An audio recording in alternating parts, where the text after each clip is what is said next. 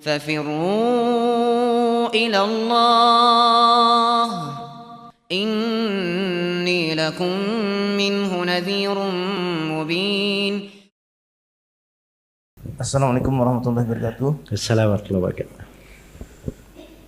Ini untuk juga kemaslahatan kita bersama. Kemarin ini kita mengalami suatu pandemi COVID. Kemudian juga sekarang ini untuk penjelasan dari Ustadz untuk diketahui juga oleh para jamaah. Jadi mohon penjelasan karena beberapa dari saudara-saudara kita masih berkeras untuk tetap harus softnya harus dirapatkan karena dengan alasan dalil dan tidak seperti apa-apa. Walaupun kita sudah beritahukan bahwa sesungguhnya kini dari tampil di sini saya katakan bahwa kita di sini menggunakan karena keadaan darurat. Saya katakan juga ketika hujan saja kita tidak diwajibkan untuk menggunakan ke masjid, apalagi ini menyangkut nyawa dari seseorang karena kita tidak tahu, kita bisa menularkan juga dari penyakit karena penyakit ini juga kita tidak tahu kita sudah terjangkit atau belum.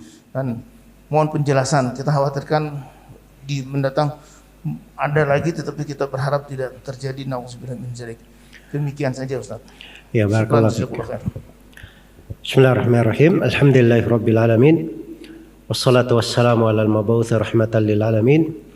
Nabiyina Muhammad wa ala alihi wa sahbihi wa man tabi'ahum bi ihsanin ila yaumiddin, amma ba'd.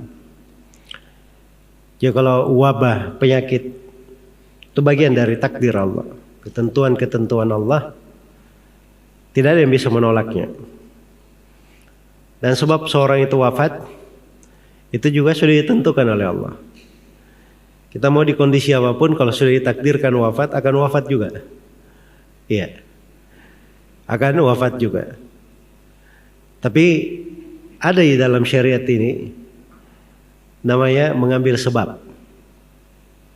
Dan itu bagian dari tawakal. Jadi tawakal itu jangan dikatakan dia cuma bersandar kepada Allah. Ya, tapi tawakal itu ada komponen yang lain. Dia mengambil sebab untuk selamat. Itu tawakal namanya. Itu secara akal juga tidak mungkin ada orang mau selamat dia tidak tempuh jalur keselamatan. Mau selamat nggak tertabrak mobil, jalannya dia di tengah jalan. Jelas ya, ngambil jalur orang. Nah, itu nggak benar.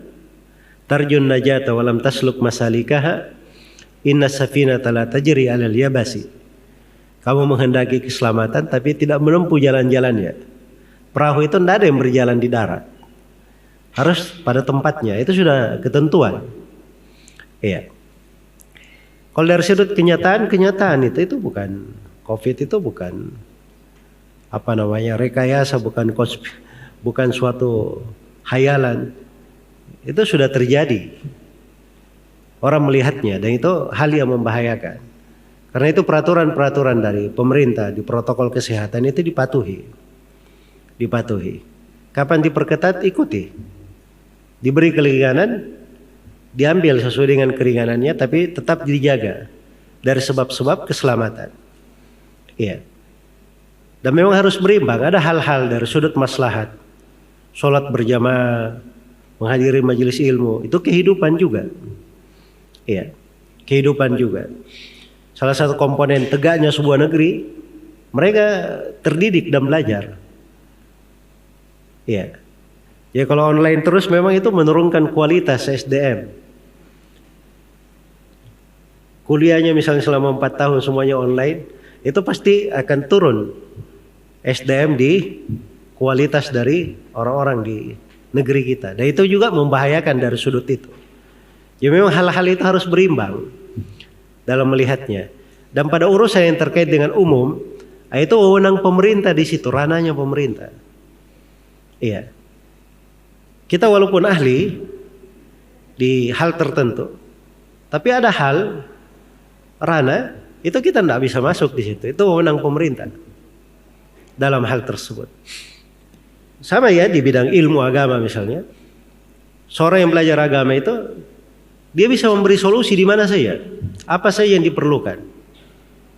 Tapi ada hal-hal tertentu itu memang wewenang pemerintah.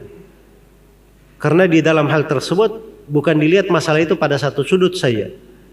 harus dilihat pada banyak sudut. Ada sudut-sudut kadang terkait dengan rahasia negara, kadang terkait dengan maslahat umum. Ya, tidak mungkin disampaikan ke masyarakat secara luas. Sebab itu mungkin bisa membahayakan di dalam menciptakan kemaslahatan dan menolak bahaya, menolak mafsadat. Itu hal-hal yang terkait dengan kemaslahatan umum seperti itu. Karena itu paling mudahnya sebenarnya Nabi itu sudah memberikan jalan dan sudah memberikan pijakan.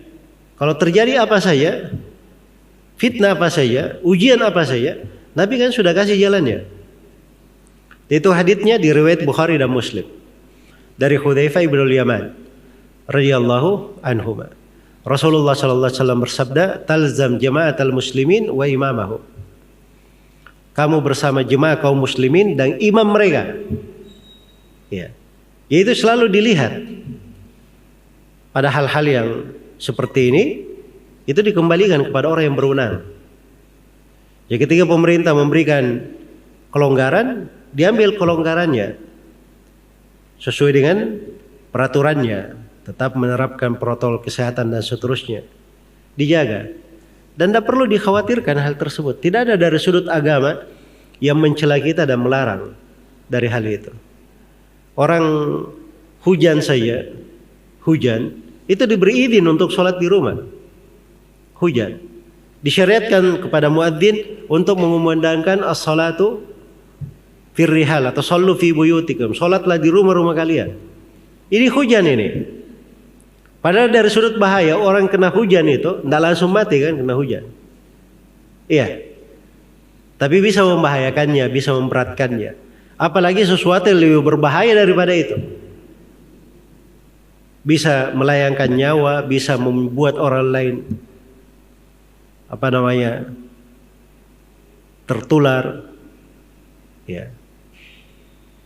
Maka hal-hal yang seperti itu harusnya lebih mungkin lagi dijadikan sebagai udzur. Ya. Karena itu kita harus melihat pada diri kita itu. Tadi saya sudah sebutkan ya, dari sifat seorang muslim itu dia tidak senang saudaranya tertimpa kejelekan. Ya.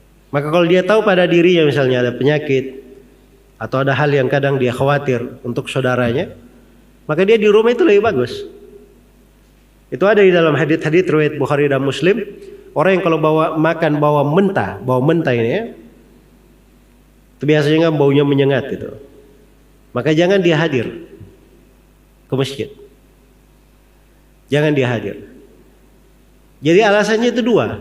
Yang terganggu itu manusianya dan terganggu juga malaikatnya. Ya. Karena malaikat terganggu tata'adda mimma yata'adda minhu bani Adam. Dari hal yang anak Adam terganggu dengannya, malaikat juga terganggu dengan hal tersebut. Ini orang yang makan bawang ini. Padahal makan bawang itu hanya terkait dengan bau tidak enak saja, bukan bisa membuat orang mati di sampingnya atau tertular karena makan bawang akhirnya tertular jadi bau juga, tidak. Ya. Tapi karena mengganggu di sudut itu. Bagaimana pula kalau dia misalnya sudah tahu dirinya positif tiba-tiba ke masjid. Ya. Ke masjid, oh itu perkara di tangan Allah, semuanya sudah ditakdirkan. Masya Allah ya. Nah, itu nggak benar ya, hal yang seperti itu. Baik. Jadi mungkin secara kesimpulan saya beri garis-garis besar ya. Yang pertama, seorang itu pada hal umum itu wewenangnya di pemerintah. Jangan masuk dia di ranah umum itu bawa pendapat pribadi, seruan pribadi. Itu bukan ranah kita. Walaupun dia seorang ustadz misalnya, ya, jangan diikuti protokol kesehatan, sholat semua ke masjid misalnya. Padahal pemerintah perintah untuk apa? Jaga jarak atau misalnya untuk sementara sholat di rumah dulu. Ya, seorang ustadz itu tidak boleh menyuruh seperti itu. Itu overacting namanya, bukan wewenang dia. Bukan wewenang dia. Ya kita, kalau ada yang terjadi seperti itu kita doakan semuanya diberi hidayah. Tapi kita tahu apa sikap kita dalam hal yang seperti ini. Kemudian yang kedua, pada hal-hal yang memang ada udzur di situ secara syar'i, itu tidak usah dianggap berat. Toh Allah yang subhanahu wa ta'ala memberi udzur kepada kita. Kita diizinkan untuk hal tersebut. Dan Rasulullah sallallahu alaihi wasallam bersabda, "Innallaha yuhibbu an tu'ta rukhasuhu." Allah subhanahu wa ta'ala itu cinta keringanan yang dia berikan, kita mendatangi keringanan itu, mengambil keringanan tersebut. Ya, kalau ada keringanan, jangan kita beratkan diri kita dengan hal yang Allah memberi keringanan untuk kita di situ. Iya. Yang ketiga, hal-hal yang terkait dengan ibadah, kewajiban kita, itu kita berusaha semaksimal mungkin untuk apa? Untuk menegakkannya. Ya, kita ini sebagai seorang muslim perlu belajar. Seorang muslimah perlu belajar. Sebagai seorang warga negara juga perlu belajar.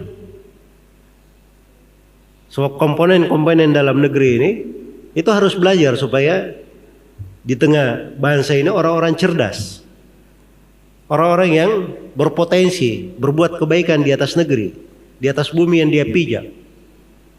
Iya.